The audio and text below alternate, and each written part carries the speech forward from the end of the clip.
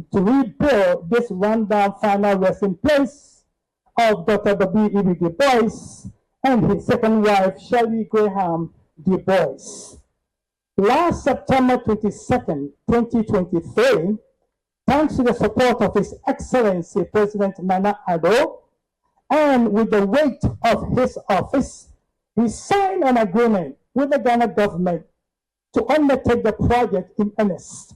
This is the story behind this noble project. The story of how the great Dr. Du Bois ended up in Ghana is a prophetic one, Mr. President. In 1940, Dr. Du Bois boldly stated, "I trust the continent of Africa to bury me and my bones."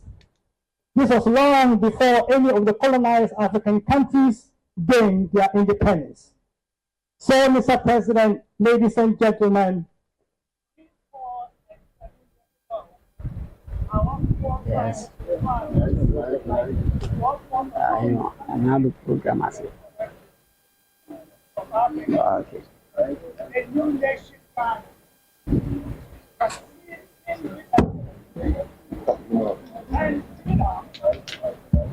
And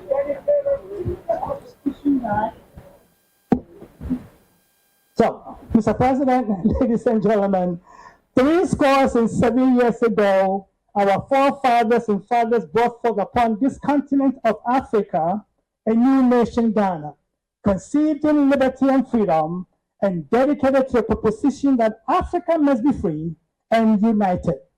The face of that struggle for the liberation of Ghana and the African continent, Mr. President, was none other than Dr. Kwame Nkrumah, who became the first Prime Minister and the first President of the new nation, Ghana. As a young man studying in the United States of America, Dr. Nkrumah met Dr. Du Bois and kept their friendship when he left for the United Kingdom. Dr. Du Bois used his supreme intellect, passion, and vision to speak to power against injustices, oppression, exploitation he saw and experienced in America and around the world. William Edward Burger Du Bois, born 1868, died 1963 right here, was the most prominent and influential African American in history. A spellbinding orator, prolific author, and dynamic political activist. He spoke for and to America's Black and indeed the whole of America's public as no one else before or since. Du Bois wrote, spoke, and conferred vigorously, fighting to outlaw lynching, to support women's rights, and to permit interracial marriage. He supported the artistic Harlem Renaissance in the 1920s, and in the 1930s he was horrified by German treatment of Jews, which he compared to the Spanish Inquisition or the African slave trade. An active supporter of Pan-African movements, he became friendly with Dr. Kwame Nkrumah, the future first president of Ghana, who invited him to Ghana while Du Bois was visiting Ghana in 1960 from Nigeria. Du Bois spoke with President Nkrumah and about the creation of a new encyclopedia of the African diaspora, the Encyclopedia Africana. In October 1961, at 93 years old, Du Bois and his wife, as Jafet referred, moved to Ghana, bringing with them his extensive personal library and his voluminous personal papers. As we know, Du Bois died right here on August 27, 1963, and we commemorate his 61st year of death in Accra at the ripe old age of 95. What is historic is that the day after his death, at the march on Washington, the 250,000 participants were asked to observe a moment of silence in his honor. Symposium on the life and legacy of Dr. W.E.B Du Bois on the annual anniversary of his passing, which took place August 27, 1963. All protocols observed. I would also like to welcome President Nana Otto, without whose help we could not have undertaken renovation of this important site. I will be brief.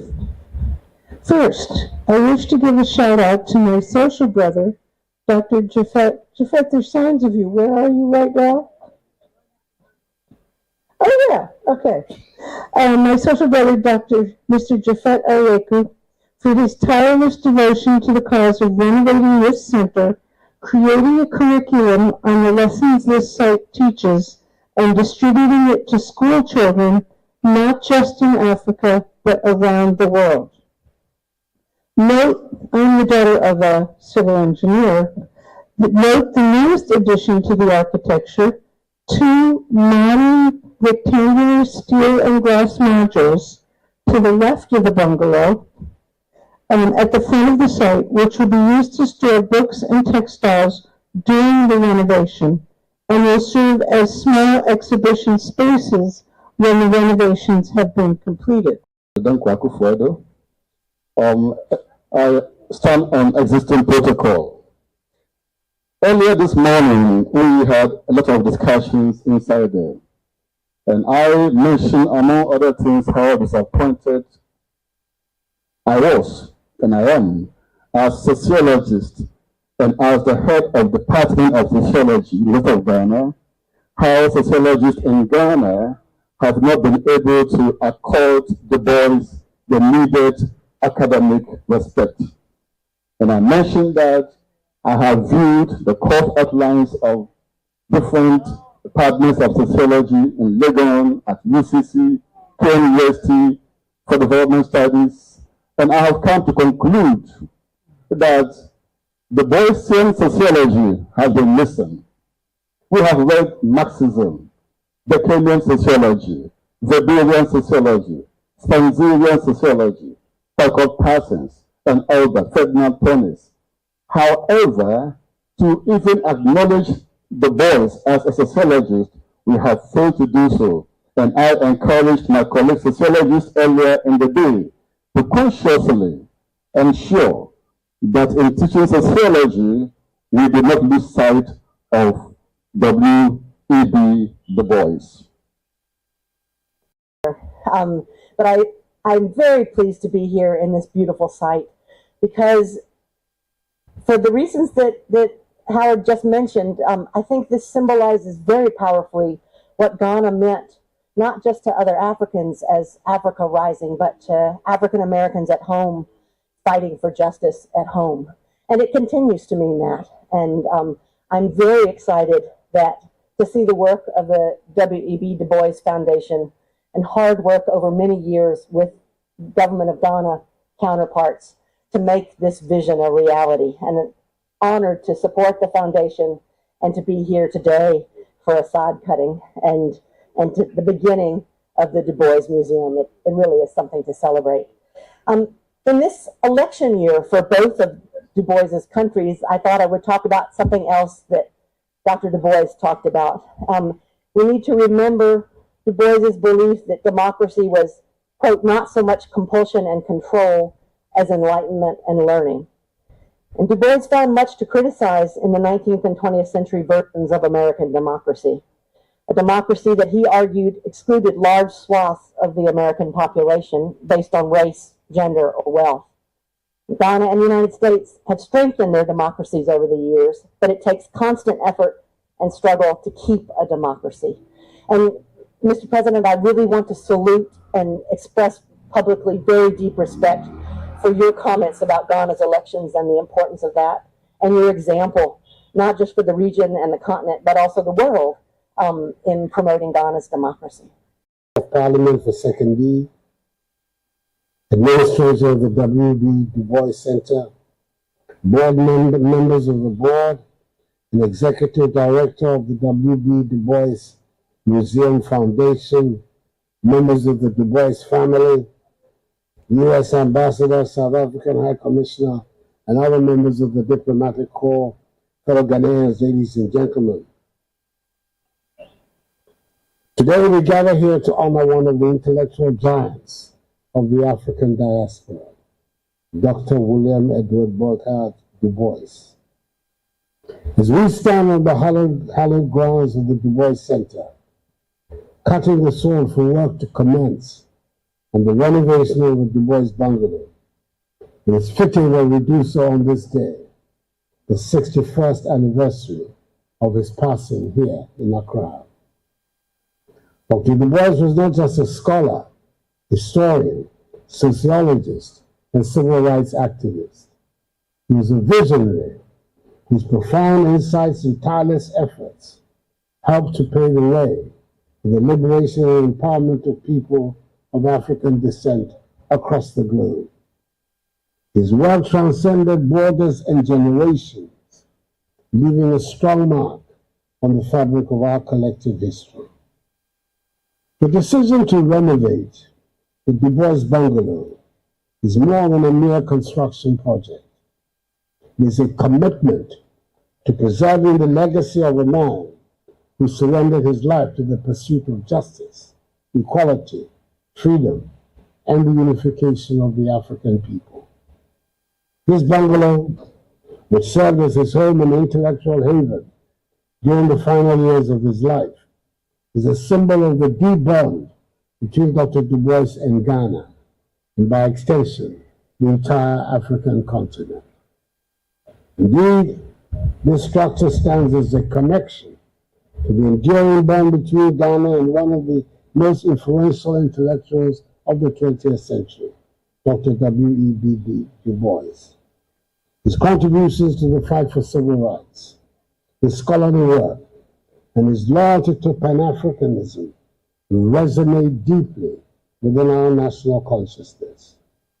As we break ground today, we're not just renovating a building, we're reaffirming our devotion to the values and ideals that Dr. Du Bois championed throughout his life. Born in the United States of America in 1868, at Great Barrington, Massachusetts, to three mixed-race parents, Alfred Du Bois and Mary Silvina Du Bois. His works, such as The Souls of Black People and Black Reconstruction in America, are compelling references in the fields of sociology, history, and African American studies. However, it was his devotion to the Pan-African movement that truly forged the connection with Ghana.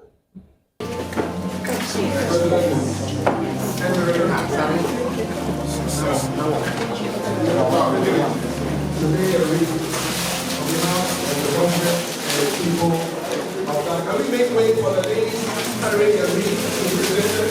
Next wreath is going to be presented today by the U.S. Ambassador.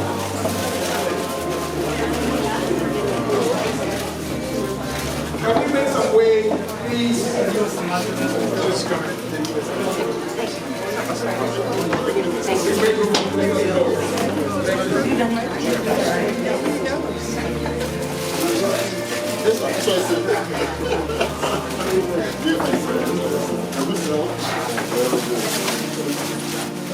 Second reading today by the U.S. Ambassador to Ghana.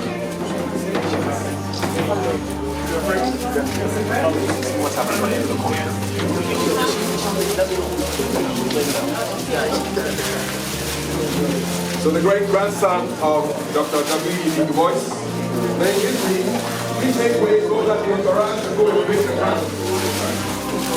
And then finally the foundation will also lay a wreath in memory of the great W.E.B Du Bois.